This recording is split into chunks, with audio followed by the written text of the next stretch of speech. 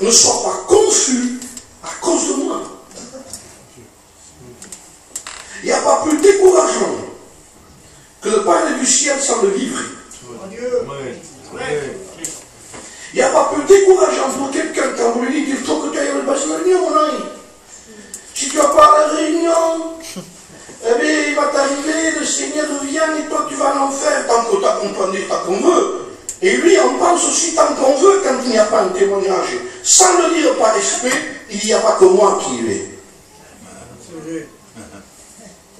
Il faut, je ne sais pas pour apporter un jugement contre qui que ce soit, mais nous sommes bien obligés d'en arriver au modèle. Il y a trop de laisser aller. On entend trop de choses bizarres. Nous sommes obligés d'en parler. C'est presque un sujet, comme des tabou. C'est un sujet intraitable aujourd'hui. Et il faut parler que le salut, on va au ciel. Mais attendez, on va au ciel. Bon, si vous voulez aller. Tout à l'heure, on va au ciel.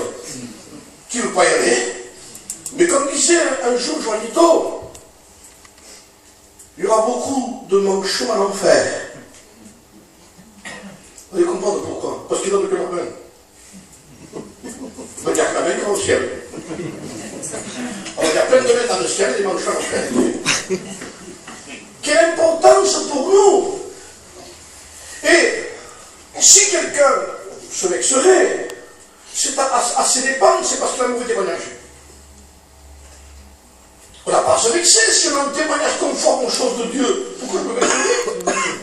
Maintenant que je ne sois pas à la hauteur, qui est à la hauteur? Mais vous avez deux catégories de personnes. Vous avez celui qui se sent faible par rapport aux choses de Dieu, j'en suis un aussi. Parce que je me dis, comment, Seigneur, devant toutes ces choses que toi tu veux pour nous, comment? Je suis qu'un faible, Seigneur, moi. Et l'apôtre Saint Paul disait qu'il est faible, que je ne sois faible.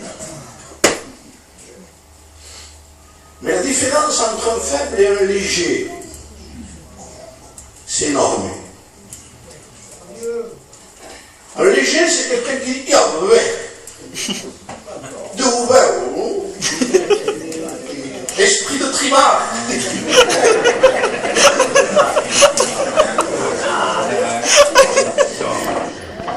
Je sais pas si ça existe. Le mot Yahweh, il n'est pas biblique, il n'est pas du ciel, il est gitan. Trop laisser aller. Il faut dire les choses comme ils sont. Je suis de vous, moi. Moi, je vais vous aider. Un jour, moi, j'ai commencé chez les païens. Quand je me suis converti. Mais Dieu m'a appelé chez les gitans, j'en suis fier, je suis content. C'est mon peuple, bravo. Je ne veux pas que mon peuple se trompe, comme tous les serviteurs de Dieu d'ailleurs. Amen. Nous ne voulons pas que notre peuple se trompe en disant c'est ici le temple de l'Éternel, on va dans les maisons de Dieu. Attendez, tout se passe pas ici. Il y a un témoignage. Il y a des gens qui sont des brillades. Moi, je me fais le porteur des pasteurs. Je suis plus pasteur, moi, je vais dans les églises. Mais, pourquoi tu ne me fais pas témoigner à moi? Pourquoi tu ne me fais pas chanter à moi? Tout le monde veut témoigner et chanter. Frère, pour témoigner, il faut un témoignage. Et pour chanter, il faut un témoignage. Parce que quand les gens savent que cette personne est vivante dehors, et qu'on lui fait chanter un cantique parce qu'il a une belle voix, le pasteur se met en porte-à-faux, il ne veut pas l'être en porte-à-faux, lui.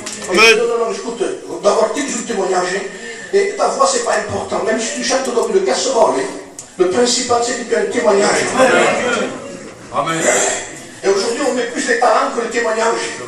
On met plus d'évidence de quelqu'un qui s'est joué au piano que son témoignage. Et maintenant, et même aujourd'hui, le danger aujourd'hui dans nos églises, je le dis en tant qu'ancien, c'est que quand quelqu'un commence à avoir un petit témoignage normal, qui est légal en tant que chrétien, tu commences à prendre sa Bible, comme une semi-gie, il veut à l'école biblique, reste ici, là. Fais du travail au milieu de ton peuple. Fais du travail au milieu de ton église.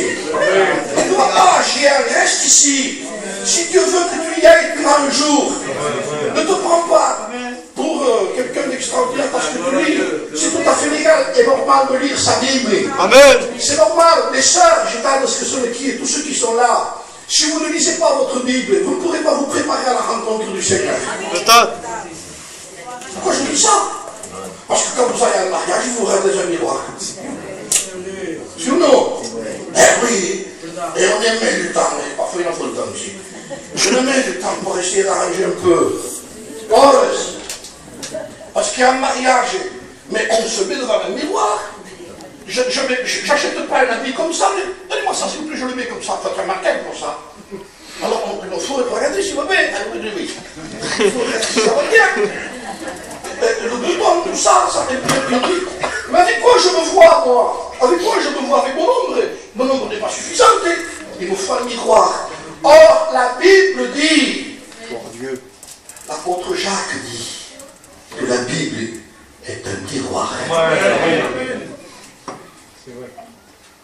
Et si quelqu'un se regarde à l'intérieur et ne met pas en pratique les choses de Dieu, il est semblable à un homme qui se regarde et s'en va. Tu ne t'en vas comme ça, quoi. Tu te regardes du part. C'est la perfection alors. Non, tu te regardes pour améliorer. Il n'y a personne qui se regarde pour être moins. Bah, il y en a deux jours, j'ai jamais vu quelqu'un qui se regarde pour se démaquiller. C'est pas possible. C'est pour mettre quelque chose de plus, pour arranger un peu plus, pour se baigner, pour s'arranger, je sais pas moi, pour chercher s'il y a quelque chose qui ne va pas avant de sortir.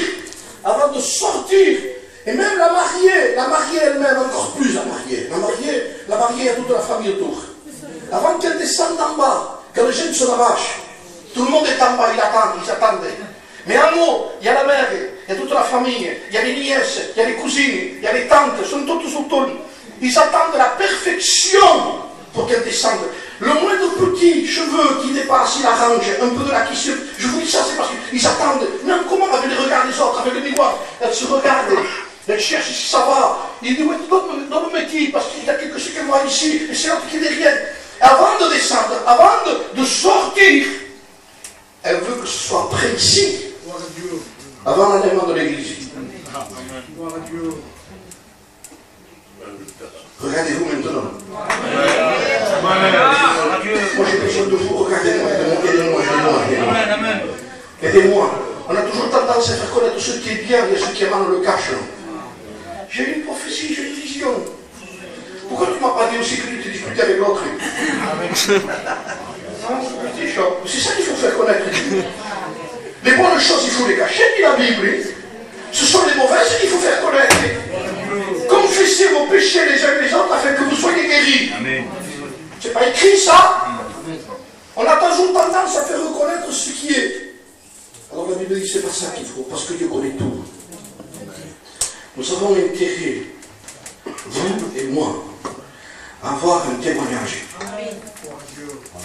Ce n'est pas normal que quelqu'un vive très mal avec Dieu, qui fasse tomber les autres à cause de son témoignage et qu'après lui va aller au ciel. Alors, tu fais tomber les autres, t'en fais tomber 10 si tu veux aller droit.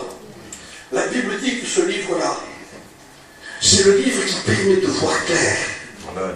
Ce livre, dira la parole de Dieu, pose une question elle-même et elle donne une réponse elle-même. Comment le jeune homme rendra-t-il pur son sentier?